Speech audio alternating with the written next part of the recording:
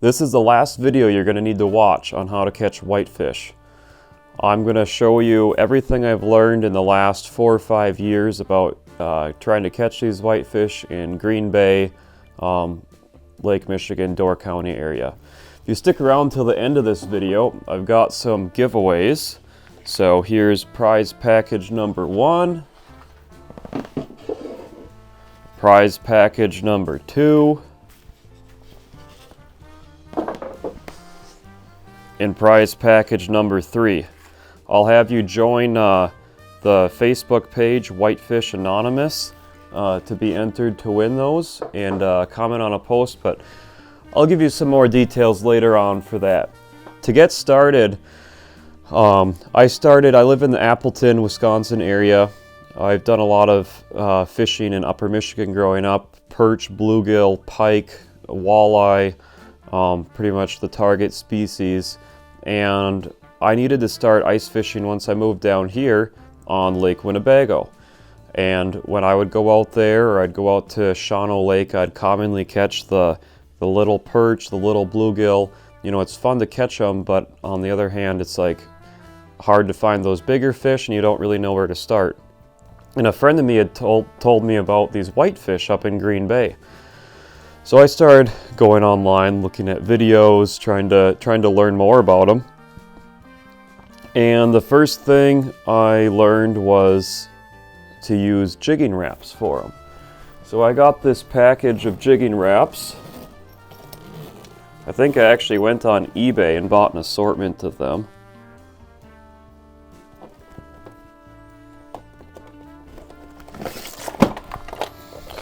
And there you have it. This is my collection of all of my jigging wraps I got for catching whitefish, along with some other lures. And I want to tell you about kind of these different lures I've used, because it's all about the journey.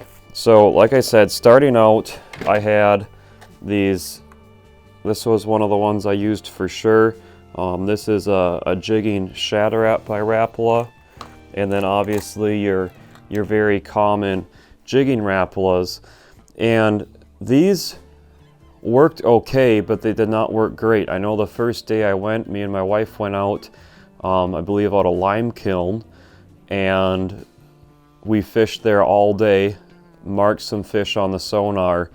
I miraculously caught a whitefish by the end of the day. I'll post that picture, my first ever whitefish. But these would always get caught in the clams. The treble hooks on the bottom would get caught in the clams on the bottom of the lake. So those were not the best lure. And then I had people say, you know, just use a tiny gold jig with a wax worm on it. That worked occasionally too, but you know, it wasn't ever super consistent. People then said gold hammered Swedish pimple, pounded on the bottom. So I bought myself some gold hammered Swedish pimples. And you know, every one of these decisions was you go out and buy, you know, a $7 lure, but then you buy 3 of them and get different sizes and all that jazz. Gold hammered Swedish pimples, whitefish like gold, but again, you got that treble hook. You keep snagging clusters of clams on the bottom of the lake. That wasn't great. Then there's a guy out of, I believe, Madison, Wisconsin. I met either on Facebook or somewhere, but he has this company. I think him and his son have this company called Vibrations Tackle, and they've got this bait. It says Echo Tail. I forget exactly if that's the name of it or not, but that looks like this, and that's supposed to be a bit of a goby representation. And some of us would be jigging, me and my brothers would go out a bit, some of us would be jigging with one of these on, some of us with a Swedish pimple, some with jigging wraps, just switching things out, trying to see what worked. And you know, there was never one just magic bullet, outfished the rest of the lures types of jigs. And then I eventually came across the Baddboyz Jig.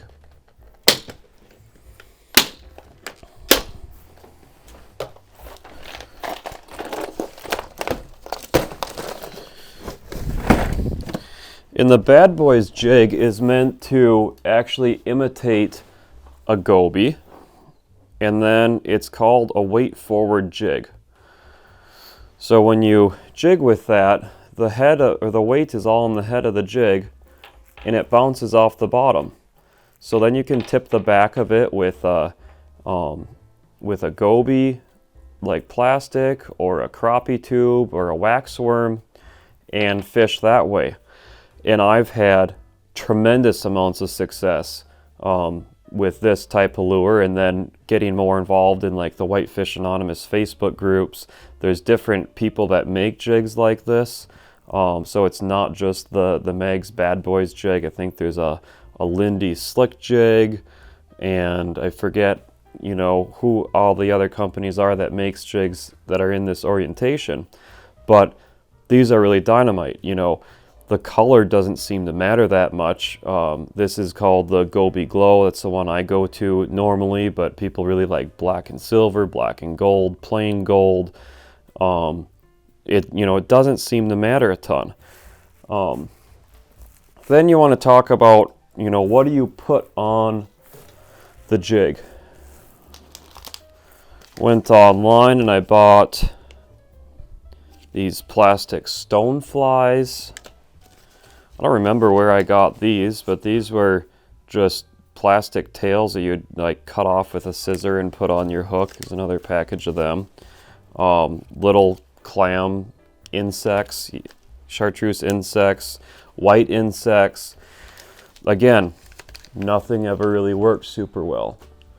And that's where Megs came into play, and why I'm talking with you all today is I just want to share this journey of all these different lures I've tried and what works the best.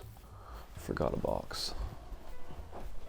So I came across the Baddboyz jigs and I started using them, but I didn't know exactly what to tip them with. I would, you know, put a little cut off plastic tail from, you know, I don't know, it was probably like an Eagle Claw plastics or something. I didn't find the right plastics. Then I got into Megs actually sells these micro 2-inch gobies, and I'll put that on a lure and show you. They've got these salted crappie tails, and then there's also the full-size 3-inch goby. Now this, I don't think I could catch a whitefish on. If you guys do it and it works, I'd love to see it. But that's a pretty big plastic. I think that's more meant towards lake trout and some bigger fish. But let me show you what these plastics look like. So when you throw the goby on here,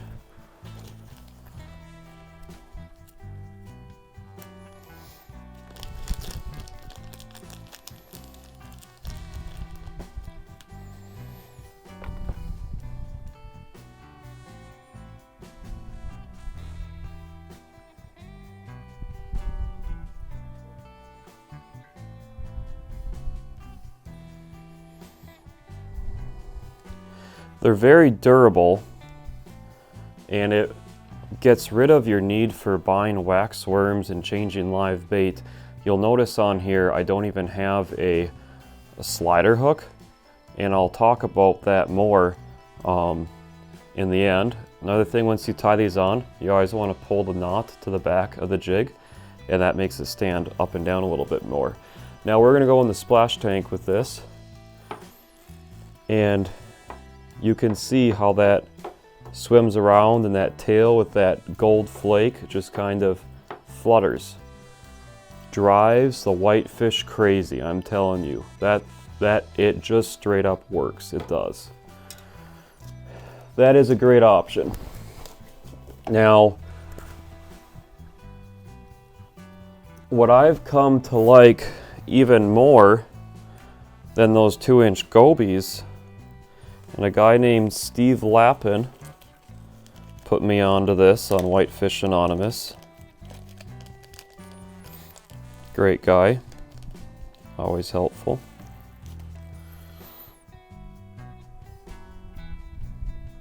These are crappie tubes. They're hollow in the center, super easy. If you saw me putting that goby on, I was trying to make sure I had it down the center of the of the goby, kind of being careful with that, bam, slips right on. And I mean, you can see without that in the water, the presentation already looks great. Dropped it in the water, and now you have all those individual little fingers flapping. This is a killer whitefish bait. Irresistible. Black and gold with those flakes in the plastics. Incredible.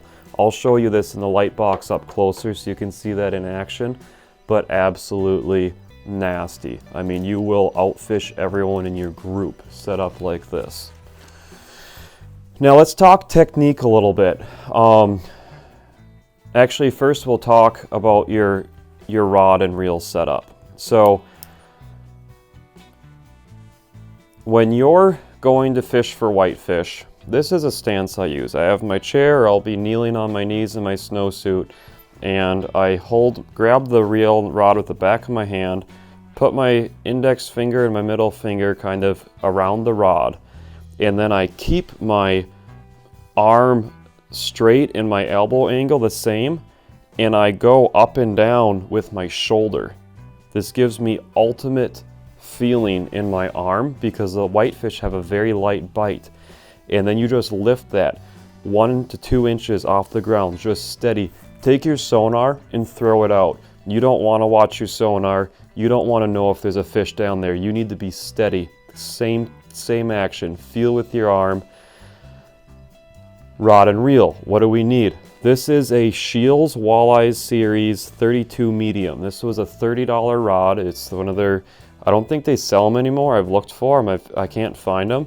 But this was, you know, a pretty economy setup. $30 rod.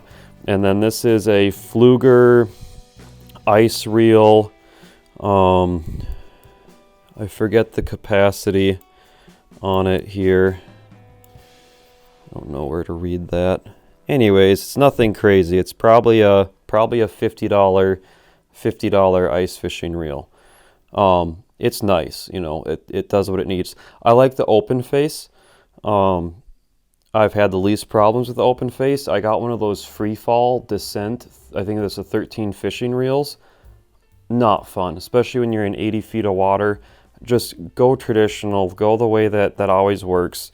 Line. So monofilament line stretches. When it stretches, you can't feel the action on the bottom, no go. Fluorocarbon line does not stretch. That is good, but if you're fishing in 80 feet of water, it curls really bad, especially when it's cold, so it's not good. You want to use I'd say 4 to 10 pound braid, up to you really on how heavy you want to go. I think I might have a 6 or an 8 pound on here, but you want white braid line, and then you're going to splice that into fluorocarbon.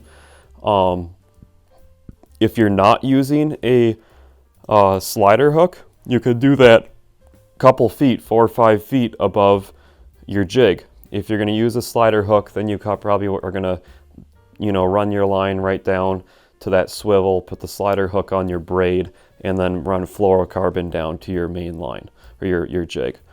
So that's a typical setup, but again, you want a medium. I don't know if medium heavy would be recommended. You don't want a medium light. You need the stiffness in your rod to be able to feel that action. Now that gets down to our jig size. This is a BB2. I believe a BB2 is a 3/8 ounce jig. Give me 1 minute. 1/4 ounce. BB2 is a 1/4 ounce jig. BB1 is a 3/16 ounce. So this is a 1/4 ounce jig. This is what I go to 9 times out of 10 is a BB2, 1/4 ounce. I like the Goby Glow. Green Lantern, I caught a muskie on in the Fox River. That was pretty cool. You could do any of these. These are also a lifetime jig. Now, remember what I was saying about the Swedish Pimple and the Rapala catching that stuff on the bottom? Those get snagged on the bottom. They get stuck. You snap your line off, you lose them. These jigs don't get stuck on anything. They're weight forward. There's nothing for them to get stuck on the bottom with.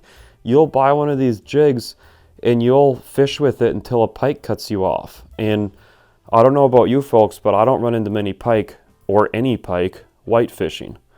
So it's, it's one of those things that once you buy it, you really don't need, a whole lot of them because they last you a very long time. So weight again, quarter ounce for regular fishing. This is anywhere from 20 feet of water, actually even less, let's say 10 feet of water out to 80 feet of water. The variable that comes into it is current. When you're fishing out on Green Bay, Lake Michigan, Sand Bay, all those currents can, you'll be fishing down in your hole and your buddy with his Vexlar is picking you up, 15 feet over because the current's blowing so bad underwater. If you can't feel the bottom anymore, you can't feel your actions, size up. You're not going to be catching fish. If you can't feel your jig down there, you can't feel yourself pounding the bottom, size up. Go with the BB3. BB3 is all you need. You can run BB3 in 100 feet of water and you're going to feel that bottom just fine. I've got another video catching whitefish in the summer out of the boat. Me and my wife were out in 80 to 100 feet of water with the boat. It was a very calm day, but we were using, I believe, the BB3 jigs on a summer rod. You have, a lot more rod, a lot more goes into trying to control that jig down there to be able to feel those whitefish, and we were catching whitefish.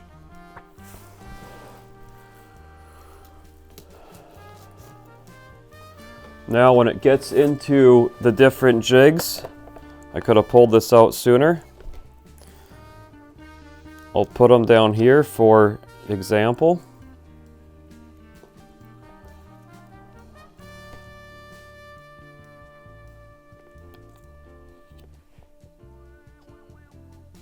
Let me also read a package quick so I remember their weight.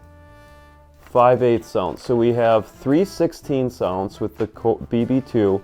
Then we go up to a 1/4 ounce with the the BB1. BB2 is a 1/4 ounce and the BB3 is 5/8 ounce. So 3/16 ounce BB1, 1/4 ounce BB2, that's my go-to size, and then BB3 is 5/8 ounce. You can see that's a much bigger jig.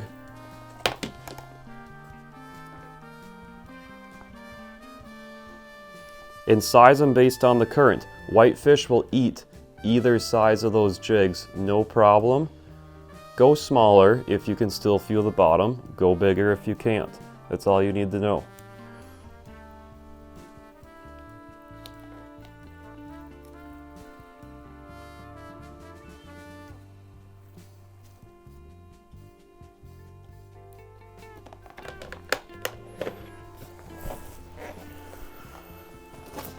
Let's talk a little bit about slider hooks. So this is a rod I'm actually going to be selling, but I pulled it up here because I have a slider hook on here. This is a typical setup. You have your line, you have just a regular hook up above your swivel, then you have a swivel, and then your leader down to your actual jig. People will put a wax worm up on that slider hook. They'll put a wax worm on there. I actually have a crusty dried wax worm on my Swedish pimple here. And then you go jig with that. It's a lot of arguments on the internet on whether a slider hook is beneficial or not. People swear that they catch more fish if they don't have a slider hook and they only fish with that jig on the bottom. So let me know in the comments, if you do a lot of white fishing, do you believe in the slider? Do you think the slider's a hoax? I used the slider for the last 4 years and caught plenty of fish on it. I got rid of them off my poles because I now believe that BB2 with that crappie tube on the bottom, that salty crappie tube, it just works. You don't need anything else. And you get rid of needing to use wax worms too. I mean, if you're catching all your fish on those, there's no need for wax worms. Let's talk about locations a little bit. Green Bay is relatively the same all the way up the east shoreline, and you'll catch whitefish anywhere there. You'll catch, most people fish in either like the Larson's Reef, Sand Bay area. That's when it gets colder and people can drive their ATVs, UTVs, snowmobiles out. There's a lot of people that fish off of Bayshore, Lime Kiln, Red River. All those areas work. Whitefish don't like noise, so if you can get away from crowds, start using some of these techniques. When I say techniques, I'm saying grab your Baddboyz jig, grab your crappie tube or your micro goby, drill a hole. Don't use your sonar, throw away your sonar, drill your hole, and just tap that thing. Do that for 15 minutes. You don't get a bite, move on, go to the next hole. And I really believe that's the way. There's a lot of fish to be caught doing that. Some of the areas you fish, you'll catch stray, walleye while you're doing that. But it's really not rocket science once you know the cadence and you have the right presentation to put in front of them. So back to locations. The whole east shoreline of Green Bay is a great place to target whitefish. The shoreline has a lot of seashells, mussels down at the bottom. So when you're fishing, like I was talking about earlier, if you got a treble hook on the bottom from a Rapala or a Swedish pimple, you're going to be catching those shells. You're going to be bringing up. We've got a hilarious video of my brother. He's thinks he's got a big fish. Pull it up. Big old crustacean on his hook. Fighting.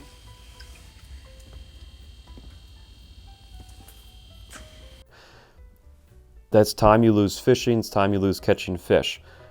The gobies, though, are what whitefish are after. They're in there trying to find food and those crustaceans poking around. So when you're around those crustaceans, it's a good place to fish for whitefish because they'll be there too. And you can do that. The whole east shoreline of Green Bay, I'll throw a picture up here on the screen and mark some different destinations on where you can go. But, biggest thing, just, be safe when you're going out on the ice. There's a lot of people that get stranded and the Coast Guard has to come in and bring them out with their airboats every year because they go too far out there. Join Whitefish Anonymous Facebook page. There's a lot of helpful people on there that'll help you learn the ice. Follow Dale Stroshine on Facebook. He's made a huge impact on me learning the ice when I first was up there. He would drive around live on Facebook in his UTV and talk to you about, when the sun's hitting the ice and you're on a shallower spot like a reef, the sun's hitting the rocks warming up the water and melting the ice. The ice is going to be thinner in the shallower, rocky parts of the lake. There's currents that cut through there. You should never drive your machine between, I believe it's Snake Island and the mainland. There's a current that rips through there and keeps the ice super shallow. I didn't drive through there, but I drove close to there with my UTV when I was first learning the area, and I'm thankful that nothing happened. But treat that ice with care, learn it, talk to people around there that have been around it, that have watched it, from Snake Island out to the point going into the Sturgeon Bay shipping channel. That ice likes to crack and go north, so you shouldn't ever go past that geographic line unless the bay is locked up and you're comfortable taking the risk moving out there. I'm no expert in ice up in Door County in Sturgeon Bay, but I've been around it for a couple years and I've spent a lot of time learning what other people have to share, so I do feel somewhat comfortable driving out there. But you'll still feel a little uneasy when you're 3 miles out and the weather's starting to warm up and cracks start happening. It's a beautiful place, but it can be treacherous too. So that being said, I guess let's get into the giveaway items. I've got 3 different care packages from Mags here. This first one, we've got I think we changed the name away from Green Lantern, but I got a muskie on this color in the BB2 size, or yeah, the BB2 size in the Fox River in Green Bay. This is a BB1. Then we've got 3 different colors of BB2. There's a BB3 on the end, 2 different packs of micro gobies, some salt tubes, and then the less known for, but still exists, Mad Shad from Megs. That'd be probably good for perch, maybe out on Winnebago. And I've got 3 different packages of the same thing, just different colors. So here's the second package. And the third package. So all you got to do to be entered to win one of these is go in the comments. I'll pin it. But this is going to be on the Whitefish Anonymous Facebook page. You'll go leave a comment there. Share something that you love about whitefishing, and you'll get entered to win these. So good luck with that. I think we'll do the drawing on January 15th. That'll be right as it gets into prime whitefishing time, as that ice is getting ready. If you live in the Appleton area, you can come pick them up. Otherwise, I will see about getting those shipped out to you. But good luck. Let me know how you do whitefishing, and I hope that some of the information I shared with you today will help you catch more fish. Have a good one.